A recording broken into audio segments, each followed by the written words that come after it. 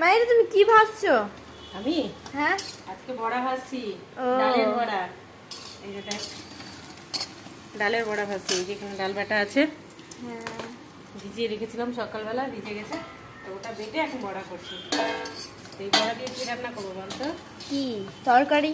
তরকারি। এটা তরকারির জন্য বড়া ভাজা। হ্যাঁ। এটা আবার শুকনো বড়া ভাজা যায় খাওয়ার জন্য, পেঁয়াজ দিয়ে, কাঁচা লঙ্কা দিয়ে।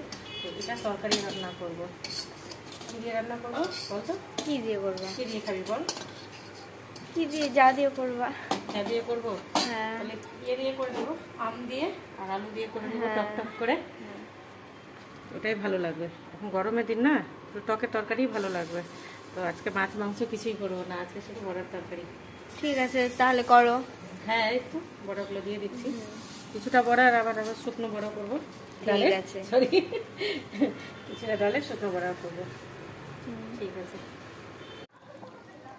দেখছিস তরকারিটা আমার ফুটে গেছে। হ্যাঁ। এই যে আমও দিয়ে দিয়েছি, আলুটাও প্রায় সিদ্ধ হয়ে গেছে। আর এবার বড়াগুলো দিয়ে দিব,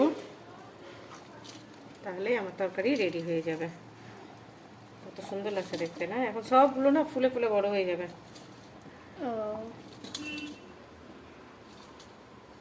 মাছের মতো লাগছে দেখতে না?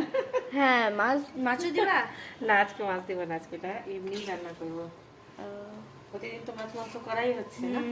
দেখি মাছটা না আছে, কিন্তু ওটা রান্না করবো না, আজকে হচ্ছে যে ফ্রাই করে দেবো। ও। বড়ার তরকারি আর ভাজা হ্যাঁ, মাছ ভালো লাগবে। ভালো লাগবে খেতে। ঠিক আছে, ঠিক করো। আছে, আয় তুইও। দিদিও চলে গেল কলেজে, আমারও রান্না বান্না এদিকে অর্ধেকের বেশি হয়ে গেল। ঠিক আছে, তো দেখ আমার তরকারিটা কমপ্লিট হয়ে গেল। দেখ দেখেছিস কত সুন্দর লাগছে, আর সেন্টটাও টক টক সেন্ট বেরোচ্ছে, খুব ভালো লাগছে সেন্টটা।